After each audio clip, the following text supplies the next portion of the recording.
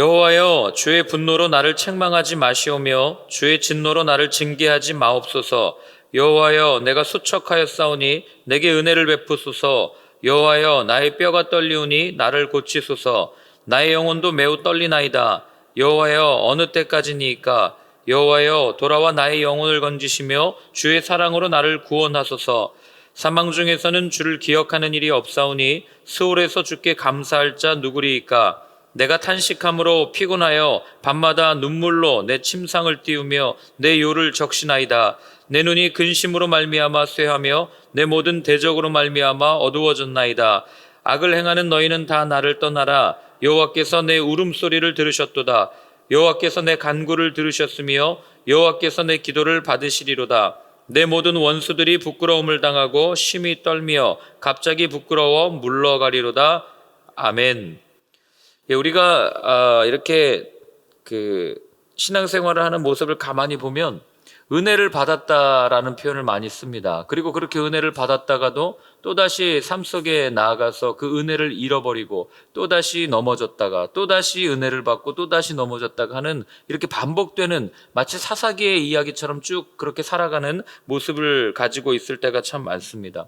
오늘 시편 6편은 사실 이런 신앙생활, 이런 우리의 모습을 그대로 적어놓은, 정리해놓은 그런 노래와도 같은 말씀이에요. 그래서 이 다윗이 이제 고난 가운데 기도하는데, 그런데 다윗이 들려주는 기도가 우리와 조금 다른 거는, 우리는 기도했다가 넘어지고 하나님 힘들어요 도와주세요 라고 이야기했다가 또다시 그 모습으로 돌아가서 또 죄를 짓고 또다시 하나님 도와주세요 라고 하는 반면에 다윗은 그렇게 하지 않았다는 것을 우리는 압니다.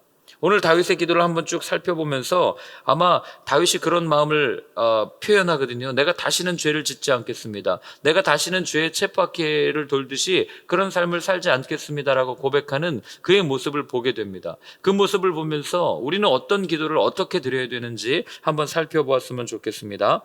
자, 우리 1절부터 3절까지를 다시 한번 읽습니다. 여호와여, 주의 분노로 나를 책망하지 마시오며 주의 진노로 나를 징계하지 마옵소서. 여호와여, 내가 수척하였사오니 내게 은혜를 베푸소서. 여호와여, 나의 뼈가 떨리우니 나를 고치소서. 나의 영혼도 매우 떨리나이다. 여호와여, 어느 때까지니이까? 아멘. 자, 시편 6편은 시편 150편 중에 150개의 시편 중에 참회시라고 불리우는 7개의 시편 중에 한 편입니다. 특별히 이 기도하는 죄를 지은 사람의 마음을 정확하게 표현하고 있는 시편이라고 평가받는 시편인데, 우리가 다윗이 이런 참회시를 지었을 때 그런 마음을 갖고 있기가 쉬워요. 다윗이 살면서 참 죄를 많이 졌으니까, 얼마나 많은 죄를 졌어요. 하나님 보시기에도 참 불쾌할 정도로 했던 많은 죄들을 지었는데, 그러니 죄가 많으니까 당연히 회개도 많이 했겠지라고 우리는 생각할 수 있죠.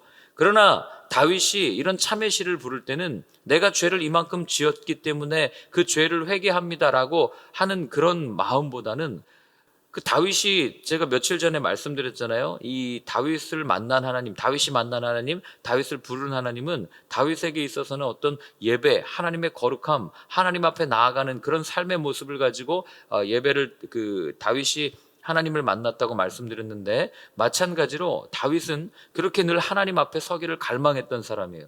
그러니 하나님 앞에 서려고 하는데 내 안에 죄가 있으면 설 수 없잖아요. 그러니 내가 죄를 지었기 때문에 하나님 회개합니다 라고 하는 마음으로 지었다기보다는 늘 하나님 앞에 거룩하게, 하나님 앞에 죄를 떠나서 내 삶을 드리고 싶어하는 다윗의 간절한 마음이 구구절절 표현되어 있는 게 바로 이 다윗이 지은 참회시다, 이렇게 여러분들이 생각하시고 시편을 묵상하시면 훨씬 더 좋을 것 같습니다. 자, 그런데 오늘 여기 보면은 제일 먼저 다윗이 뭐라고 얘기하냐면, 여호와여, 주의 분노로 나를 책망하지 마시고 나를 징계하지 말아달라고 그렇게 간청하는 거죠. 우리가 누군가에게 잘못했을 때, 누군가에게 무언가를 이렇게 피해를 입혔을 때 제일 먼저 하는 게 뭡니까? 찾아가서 용서를 구하는 거 아닙니까? 내가 이런 실수를 했으니까 내가 다시는 이렇게 안 하겠습니다. 하나님 나를 용서해 주세요. 또는 누군가에게 용서를 구하는 것이 제일 먼저 해야 될 일이에요. 용서 구하지 않고 잘못했다고 말하지 않고 그냥 마치 내 잘못을 당연히 용서해 줘야 되는 것처럼 그렇게 요구하고 말하고 그다음에 행동하면, 여러분, 그게 하나도 용서가 되지 않죠. 관계는 더 이상 진전되지 않습니다. 그걸 다윗이 알았던 거죠. 그러니 제일 먼저 뭐 하는 거예요? 하나님 앞에 나아가서 하나님, 내가 잘못했습니다. 하나님 화내지 마시고, 하나님 징계하지 마시고, 하나님 내 기도를 좀 들어주십시오. 분명하게 하나님께 이야기하는 다윗의 모습을 보게 되는 거죠. 그래서 거기 보면은 내가 죄로 인해 수척해졌습니다, 이런 표현을 쓰는데, 이 수척이라는 단어가 어감이 좀 그래요. 우물날이란 단어인데, 이게 어떤 단어냐면 내가 병이 들어가지고 내 힘으로는 하나도 까딱할, 이 손가락 하나 움직일 수 없는 그런 상태, 그게 수척이라는 단어입니다. 그러니까 다윗이 지금 죄 때문에 내가 너무너무 힘들어서 그 죄로 인한 죄책감 때문에, 죄로 인한 그 무게 때문에 정말 내 몸과 마음이 하나도 움직일 수 없는 그런 상태가 되었습니다. 하나님 나를 좀 돌봐주십시오라고 이야기하는 것이 다윗의 마음인 거죠. 여러분, 그래요. 죄는요, 우리를 이렇게 만들어 버립니다. 우리를 완전히 수척하게 만드는 게 죄예요. 우리 모든 기운을 다 빼버립니다. 더군다나 우리는 그 죄 때문에 죄책감으로 인해서 큰 부담감을 가지고 살아가는 게 사람의 삶이에요. 나는 죄로부터 자유합니다. 우리 그렇게 선언하죠. 나는 그리스도인이기 때문에 죄로부터 자유합니다. 그러나 그건 우리가 정말 자유합니다라는 바람이고 희망이지, 우리가 살면서 죄 안 짓는 사람이 어디 있습니까? 얼마나 많은 죄를 우리가 짓고 있는데, 물론 우리는 사람 죽이지 않아요. 물론 우리는 가가지고 나쁜 짓 하지 않습니다. 그러나 예수님께서 분명하게 말씀하셨어요. 우리의 마음으로, 우리의 생각으로, 우리의 눈으로 죄 짓는 것 역시, 그 역시 하나님 보시기엔 똑같은 죄다. 그러면 그렇게 따지면 오늘 우리가 죄로부터 자유한 사람이 몇 명 있겠어요? 복음이 우리를 자유하게 합니다 라고 우리는 그렇게 선언하고 선포하고 살지만, 그러나 여러분, 우리의 현실 속에서, 우리가 매일 부딪히는 우리의 삶 속에서는 늘 죄에 묶여서 살아갈 수밖에 없는 게 우리의 현실입니다. 그렇기 때문에 우리에게는 복음이 필요한 거고, 그렇기 때문에 우리에게는 예수님이 필요한 거예요. 왜냐하면 이 사단이라고 하는 녀석은 우리의 이 죄를 너무 집요하게 파고듭니다. 너무 잘 알아요. 그래서 어디에 무너지는지를 알고 무엇 때문에 힘들어하는지를 분명하게 아는 게 사단입니다. 그래서 와가지고 끊임없이 고소해요. 그거 봐, 너 안 돼. 네 주제에 무슨 말씀을 읽어, 무슨 예배를 드려, 무슨 교회를 다녀, 네가 무슨 예수를 믿어, 맨날 그렇게 무너지는데 어차피 원점이야. 그냥 그렇게 살아 라고 우리의 마음 가운데 속삭이고, 나는 안 되나 봐 라고 하는 마음을 계속해서 먹을 수 있도록 옆에서 아주 잘 도와주는 게 사단이에요. 그렇기 때문에 여러분, 우리가 죄를 묵상하면 묵상할수록 우리는 고개를 떨구고 살 수밖에 없는 존재죠. 바울이 우리가 죄로부터 자유한 존재다라고 이야기한 건 내가 죄를 짓지 않기 때문에 죄로부터 자유한 존재라고 말한 게 아니에요. 우리는 여전히 죄인입니다.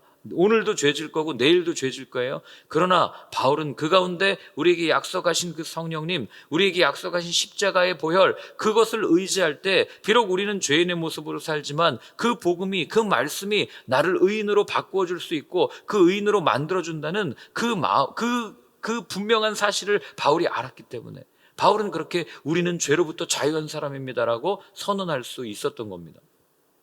그러니 여러분, 중요한 건 뭐냐면 내가 내 의지와 내 행동을 가지고 죄에서 자유해질 수 없다는 것을, 우리가 이걸 놓쳐버리면 우리는 평생 죄로부터 자유해질 수 있는 삶을 살 수가 없어요. 살 수 있습니다. 죄를 생각 안 하고 사는 거죠. 그렇게 되면 어떻게 되는 거예요? 나는 점점 더 깊은 죄의 소렁텅이로 빠지는데 그걸 모른 채 그냥 나는 의인인 줄 알고 살아가는 거죠. 그러니 다윗이 뭐라고 고백합니까? 주여 언제까지입니까? 이런 고백을 드리는 거예요. 주여 도대체 언제까지입니까? 이어 다윗이 뭐라고 고백하는지 한번 살펴보겠습니다. 4절부터 7절까지예요. 여호와여, 돌아와 나의 영혼을 건지시며 주의 사랑으로 나를 구원하소서. 사망 중에서는 주를 기억하는 일이 없사오니 스올에서 주께 감사할 자 누구리이까? 내가 탄식함으로 피곤하여 밤마다 눈물로 내 침상을 띄우며 내 요를 적시나이다. 내 눈이 근심으로 말미암아 쇠하며 내 모든 대적으로 말미암아 어두워졌나이다. 아멘. 자, 4절부터 7절까지는 뭐 하는 거예요? 여러분들이 잘 아는 겁니다. 다윗이 지금 죄를 지었어요. 하나님 앞에 나가서 하나님 용서해 주세요라고 이야기했습니다. 그 다음에 지금 뭐 하는 겁니까? 한마디로 얘기하면 하나님 앞에 회개 기도하는 게 4절부터 7절까지의 말씀이에요. 6절도 한번 보실래요? 내가 탄식함으로 피곤해서 밤마다 눈물로 내 침상을 띄웠다. 눈물로 내 이불을 적셨다. 여러분, 밤마다 눈물로 이불을 적시는 이게 쉬운 일이겠습니까? 그러니까 우리 용어로 얘기하면 밤마다 기도하면서 하나님 앞에 회개하는데 계속 눈물이 나가지고 그냥 바닥이 흥건히 젖은 상태를 얘기하는 거예요. 근데 그게 한 번이 아니라 밤마다, 매일 밤마다 하나님 앞에 탄식하면서 하나님 나 잘못했습니다, 용서를 구하면서 그렇게 밤을 지새우는 다윗의 모습이 오늘 이 가운데 드러나는 거죠. 왜 다윗이 이렇게 할 수 있었을 것 같으세요? 왜 다윗이 자기의 죄를 그냥 혼자 그냥 조용히 묻고 가면 아무도 모를 일이었습니다. 나한테 해코지 않고 나한테 죄를 지적하는 사람 그냥 가가지고 죽일 수 있는 그런 충분한 권력과 힘을 가지고 있었어요. 그런데 왜 다윗은 그런 죄를 지적하는 그 말씀 앞에 이렇게 눈물로 흘리면서 회개 기도를 했냔 말이에요. 이유가 뭡니까? 다윗은 분명히 알았거든요.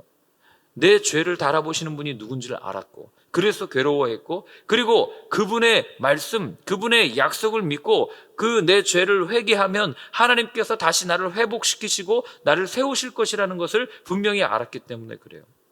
어떤 말씀을 의지했겠어요? 아마 이런 말씀을 의지했겠죠. 출애굽기 한번 펴보시겠습니까? 출애굽기 20장 5절과 6절입니다. 저희 한 2주 전에 출애굽기 묵상할 때 나눴던 말씀인데, 아마 다윗이 있었을 때 이 이스라엘 사람들은 모세오경 율법을 쭉 암송했기 때문에 아마 이 말씀을 알고 있었을 거예요. 한번 같이 읽어보겠습니다. 나 내 하나님 여호와는 질투하는 하나님인즉 나를 미워하는 자의 죄를 갚되 아버지로부터 아들에게로 3, 4대까지 이르게 하거니와 나를 사랑하고 내 계명을 지키는 자에게는 1000대까지 은혜를 베푸느니라. 아멘. 무슨 말이에요? 내가 어떤 상황이라고 할지라도, 어떤 죄를 지었다 할지라도 그 죄를 묵상하지 않고 하나님 앞에 구하고 하나님 앞에 온전히 나오는 그 사람에게는 은혜를 1000대까지 베푸시는 그 하나님, 나를 회복시켜 주시는 하나님, 나를 온전히 세워주시는 그 하나님을 다윗은 믿었던 거예요. 그 말씀을 가지고 있었던 거죠. 그러니 그 말씀을 의지해서 하나님 앞에 밤마다 눈물로 기도할 수 있었던 것 아니겠어요? 그렇기 때문에 우리가 놓치지 말아야 할 한 가지 사실은, 여러분, 우리가 회개하고 또 회복되는 거는 내가 할 수 있는 게 전혀 아니라는 거예요. 내가 웰빙의 삶을 산다고, 내가 좋은 곳에 여행을 간다고, 내가 착한 일을 한다고 내가 회복되고 세워지는가, 잠깐은 그런 마음을 가질 수 있겠죠. 누군가를 도왔을 때 뿌듯함이 나를 이렇게 조금 이렇게 회복시켜 줄 수는 있어요. 그러나 영원한 회복, 온전한 회복은 불가능하다는 겁니다. 영원한 회복, 온전한 회복, 유일한 회복되는 방법은 오늘 다윗이 했던 것처럼 그분의 말씀 앞에 나아가는 것밖에 없어요. 그분께 나아가는 것밖에 없습니다. 출발부터가 잘못됐는데, 첫 단추가 잘못 껴졌는데 그 위에 무언가를 세워간다고 여러분 훌륭한 건물을 지을 수 있겠습니까? 이 주춧돌을 잘못 놨는데 이 주춧돌을 이렇게 예를 들어서 세모나게 이렇게 뾰족하게 세워놓고 그 위에 건물을 지어간다? 말이나 되는 얘기냔 말이에요. 말도 안 되는 얘기죠. 그러니 다시 처음으로 돌아가는 겁니다. 어디로요? 죄덩어리인 나, 그리고 그 죄를 위해서 내게 은혜를 베풀어 주시고 이 땅에 오셔서 우리의 모든 죄를 허물어 주셨던 그 예수님의 그 처음으로 다시 나아가는 거예요. 다시 그 앞에 나아가는 거, 말씀 앞에 나아가는 거죠. 그리고 내 모습을 그 말씀 앞에 세워서 하나하나 나를 이렇게 살펴볼 때, 그때부터 우리가 온전히 회복되는 것을 우리는 경험할 수 있다는 겁니다. 그분의 말씀과 그분의 약속이 우리를 회복시키는 거지, 내 행동이나 내 생각이 나를 회복시키지 않는다는 것을 꼭 기억하셨으면 좋겠어요. 그래서 다윗이 밧세바와 범죄하잖아요. 그리고 나서 나단 선지자가 와서 지적합니다. 당신 잘못했습니다. 그럴 때 다윗이 듣고 뭐라 그러는지 아십니까? 이렇게 고백합니다. 시편 51편 한번 펴보시겠어요? 시편 51편 10절부터 12절까지요. 시편 51편 10절부터 12절까지 다윗이 하나님 앞에 회개한 노래인데 같이 한번 읽어보겠습니다. 하나님이여, 내 속에 정한 마음을 창조하시고 내 안에 정직한 영을 새롭게 하소서. 나를 주 앞에서 쫓아내지 마시며 주의 성령을 내게서 거두지 마소서. 주의 구원의 즐거움을 내게 회복시켜 주시고 자원하는 심령을 주사 나를 붙드소서. 아멘. 지금 다윗이 뭐라고 고백해요? 하나님, 내가 잘못했으니까 내가 이제 왕으로서 똑바로 행동하겠습니다. 내가 지금까지 선한 일을 했으니까 그 선한 일을 보시고 나를 좀 용서해 주십시오라고 구한 게 아니란 말이에요. 거기 뭐라고 되어 있습니까? 내 속에 정한 마음을 창조해 주십시오. 하나님, 내 안에 정직한 영을 새롭게 하여 주옵소서. 나를 주 앞에서 쫓아내지 마시고 늘 주님 앞에 서 있는 인생으로 살 수 있게 해주십시오. 왜요? 그래야만 회복되는 것을 다윗은 알았기 때문에. 그러니 하나님 앞에 매달릴 수밖에 없는 거죠. 하나님, 내가 잘못했습니다라고 용서를 구할 수밖에 없는 거예요. 그러니 하나님의 입장에서는 이런 다윗을 어떻게 용서하지 않을 수 있겠고, 그리고 어떻게 좋아하지 않을 수 없겠어요. 잘못할 때마다 하나님 앞에 나와서 정직하게 내가 이런 잘못했습니다, 하나님 용서해 주십시오라고 기도할 때 구할 그 자녀의 모습을 바라보는 아버지의 마음이 어떠하겠냐고요. 많은 사람들은 죄 짓고도 회개하지 않아요. 죄 짓고도 어쩔 줄 몰라서 주저앉아 있을 때도 많고, 근데 방법은 딱 하나거든요. 그냥 아빠한테 나가면 되는 거예요. 어떤 죄를 지었어도 아빠, 나 잘못했습니다. 그러면 하나님께서는 그 마음의 중심을 보시고 분명히 용서해 주신단 말이죠. 그리고 용서된 이 하나님께 용서받은 이 마음을 가지고 그 다음에 어떤 삶을 사느냐는 그건 나중에 한 번 더 말씀드리겠지만, 하나님 앞에서는 분명히 용서받을 수 있다고 하는 사실이에요. 여러분, 그렇기 때문에 우리에게 정말 중요한 건 뭐냐면, 죄를 지은 것도 문제지만 그보다 우리가 더 깊이 고민해야 될 건 죄를 지은 이후의 삶의 태도입니다. 내가 어떤 결정할 것인가, 내가 누구에게 나갈 것인가, 내가 어떤 모습으로 살아갈 것인가, 이게 훨씬 더 중요하다는 거예요. 왜요? 아까도 말씀드렸지만 누구도 죄에서부터 자유한 사람이 없거든요. 그러니 우리는 아마 나가면서 또는 집에 가서 또는 내일 예배드리기 이전에 여러분들 죄 지을 거예요. 그러면 중요한 건 그 지은 것이 아니라 지은 이후에 우리가 어떤 태도와 어떤 모습으로 살아가느냐 한다는 겁니다. 저는 여러분들이 다윗처럼 하나님 앞에 날마다 나아가서 죄에 좀 예민한 사람이 됐으면 좋겠습니다. 그래서 하나님이 다윗을 보면서 내 마음에 합한 자다라고 말씀해 주셨던 것처럼, 저와 여러분들의 삶을 보시면서 하나님께서 이 어두운 세상 가운데 내 마음에 가장 합한 사람이 여기 있다, 내 마음에 정말 시원하게 해주는 사람이 여기 있다, 이렇게 선언할 수 있는 저와 여러분들의 삶이 되었으면 좋겠습니다. 자, 이어서 다윗은 이렇게 선포합니다. 8절입니다. 같이 읽습니다. 악을 행하는 너희는 다 나를 떠나라. 여호와께서 내 울음소리를 들으셨도다. 아멘. 자, 여러분, 다윗이 죄를 져서 하나님한테 잘못했다고 얘기했죠. 그리고 충분히 회개했습니다. 하나님 앞에 밤마다 눈물로 회개했어요. 그런데 8절부터는 어떤 일이 일어납니까? 어투가 바뀌어요. 뭐라고 얘기해요? 악을 행하는 너희는 다 나를 떠나라. 하나님께서 내 울음소리를 들으셨다라고 어조도 바뀌고 분위기도 바뀌고 다윗의 태도가 바뀌는 것을 보게 됩니다. 죄로 인해서 더 이상 주눅드는 모습이 아니에요. 오히려 죄에게 명령하고 나를 떠나라 라고 선언할 수 있는 다윗의 모습으로 바뀌어버린 거예요. 여러분과 저의 삶에 이런 선언이 있기를 저는 간절히 축원합니다. 오늘 한번 저를 따라해 보시겠습니까? 악을 행하는 모든 것들아, 다 나를 떠나라. 이래서 떠나가겠습니까? 매일매일 여러분들의 삶 가운데 죄를 지었을 때, 또는 죄가 나를 자꾸 유혹하려고 할 때, 여러분, 이 예민한 사람들, 민감한 사람들은 죄 짓기 전에 그 느낌이 있잖아요. 왠지 죄 지을 것 같다, 이 거짓말 할 것 같다 하는 마음이 들 때가 있습니다. 그때마다 이렇게 외치세요. 나를 죄 짓게 하는 모든 것들은 내게서 떠나라. 예수 그리스도의 이름으로 명하노니 더러운 것들아 떠나가라 라고 명령할 때 여러분, 죄는 떠나게 돼 있어요. 예수 이름의 능력이 있기 때문에. 자, 그렇기 때문에 오늘도 여기 보면 다윗이 이렇게 얘기하죠.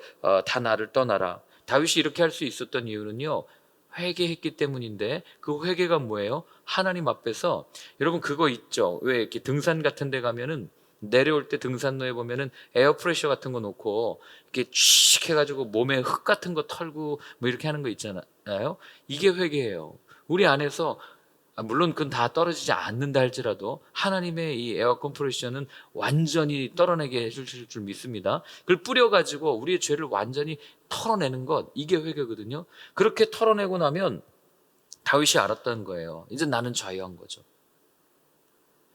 여러분, 우리가 죄를 묵상하면 이렇게 선포하지 못해요.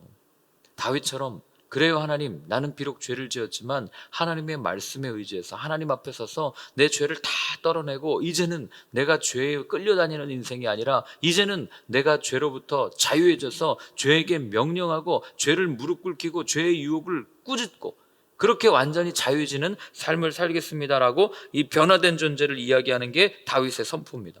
그렇기 때문에 여러분 기억하십시오. 그리스도의 보혈로 완전히 깨끗하게 씻김을 받은 저와 여러분들은 더 이상 죄에 눌릴 존재가 아니라는 것, 더 이상 죄에 끌려다닐 존재가 아니라는 것, 죄에게 명령하고 사단에게 명령하고 사단을 무릎 꿇히고 너 어디서 나한테 함부로 까불어 이 자식아 이러면서 사단에게 명령할 수 있는 존재가 저와 여러분의 존재라는 것을 여러분 꼭 기억하셨으면 좋겠어요. 지지 마십시오. 눌리지 마세요. 혹 넘어졌습니까? 그럼 다윗처럼 다시 한번 주님 앞에 나아가고 그 말씀 앞에 서고 다시 한번 일어설 수 있는 저와 여러분들이 되었으면 좋겠어요.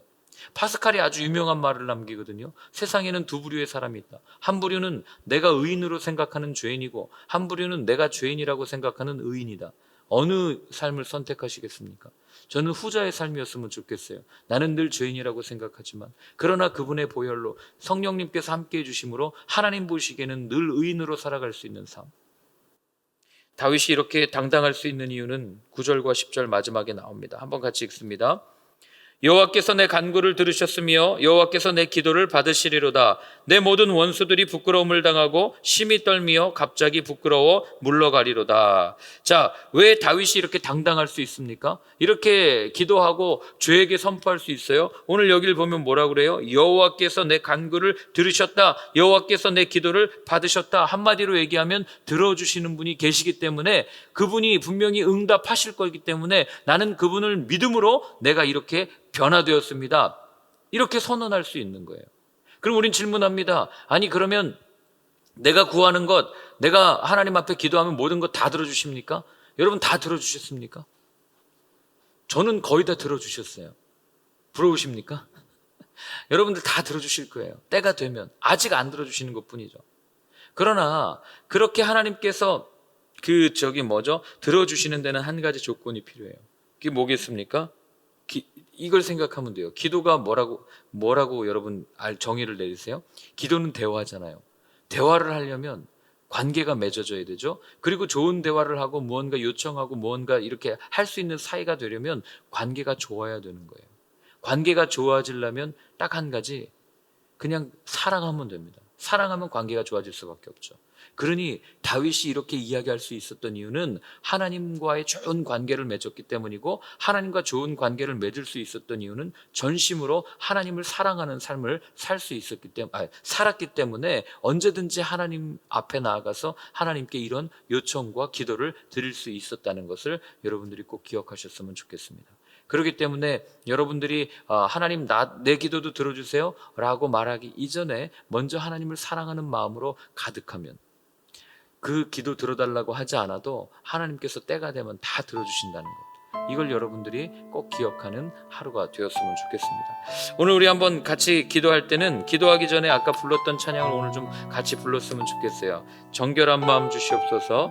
우리 한 번만 같이 부를 텐데요. 다윗이 그렇게 하나님 앞에 기도했을 때 하나님께서 세워주셨던 것처럼 하나님 내 마음도 하나님 회복시켜 주시고 세워주옵소서 하는 마음으로 우리 같이 한번 찬양하겠습니다. 정결한 마음 주시옵소서.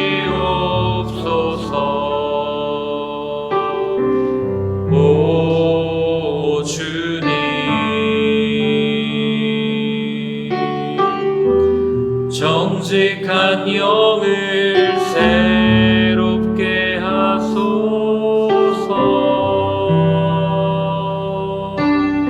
정결한 마음 주시옵소서. 정결한 마음 주시옵소서. 오 주님, 정직한 영을 새롭게 하소서.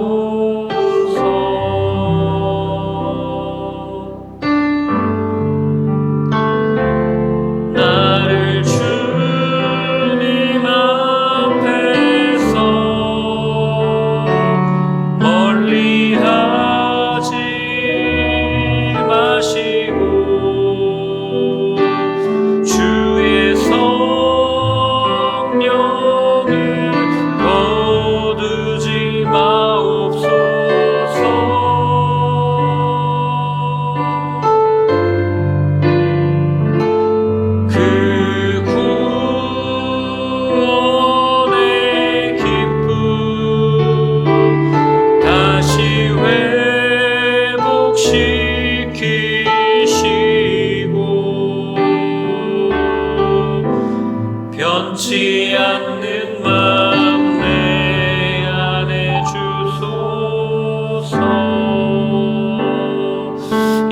오늘 한번 같이 기도할 때는 먼저는 우리 자신을 위해서 한번 기도합니다.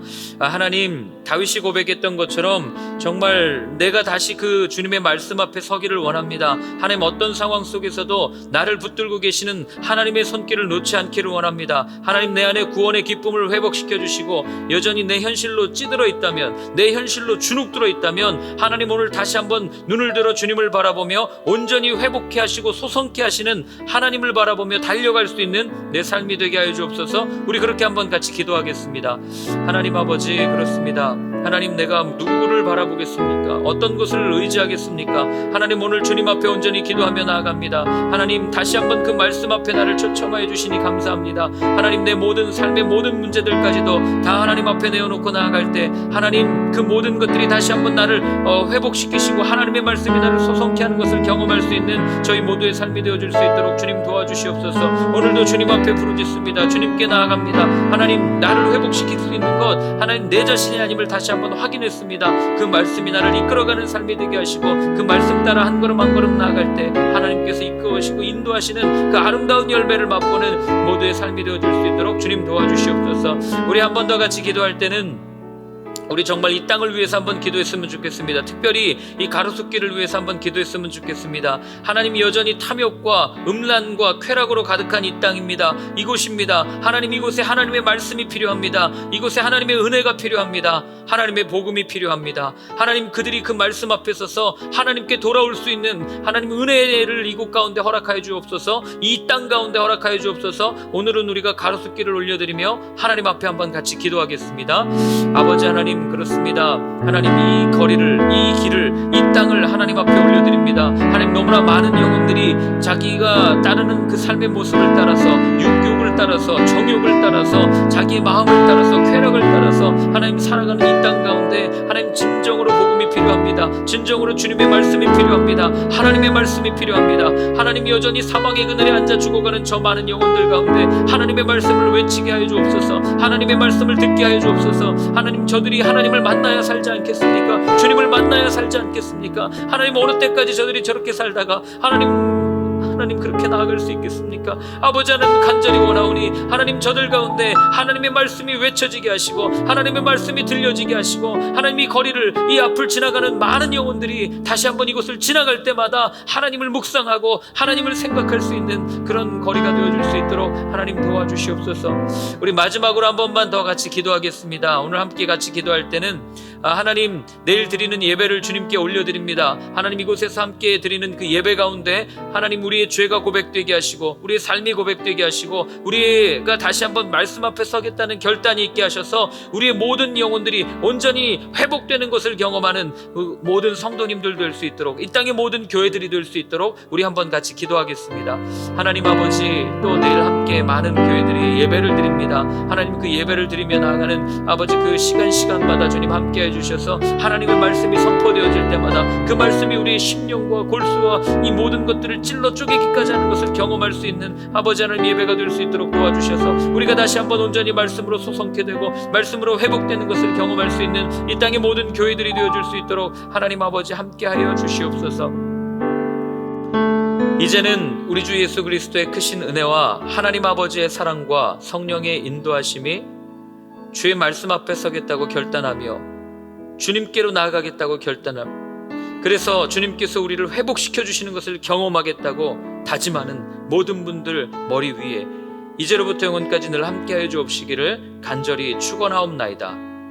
아멘.